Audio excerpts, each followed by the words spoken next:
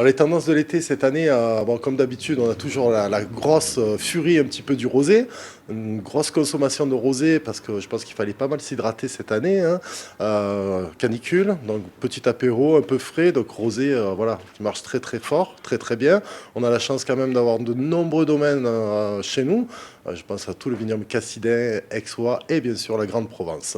Alors, une grosse tendance sur les blancs. Les blancs prennent toujours une grosse partie sur le côté apéro, bien sûr. Les rouges ont été mis un peu de côté, à part les rouges un peu gourmands, les rouges un peu sur la légèreté, les petits gamets de Bourgogne, les vins de Loire assez légers.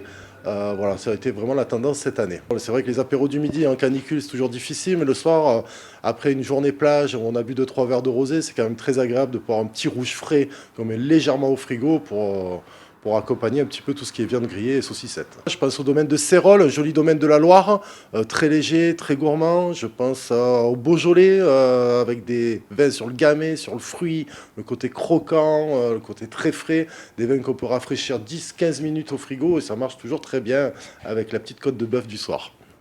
Alors aujourd'hui, la grosse tendance, on a vu, hein, on le sait, hein, c'est le pastis qui a pris un peu son envol.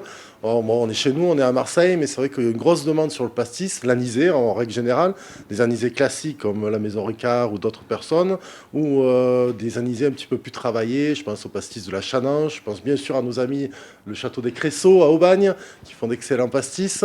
Donc voilà, ils nous demandent vraiment là-dessus. Et c'est vrai que par contre, en soirée, la tendance du gin s'accentue vraiment. Une grosse demande, les gens sont assez curieux, il y a une belle gamme. Donc voilà, ce côté un peu rafraîchissant, avec un beau tonique, quelques glaçons, ça marche très très bien.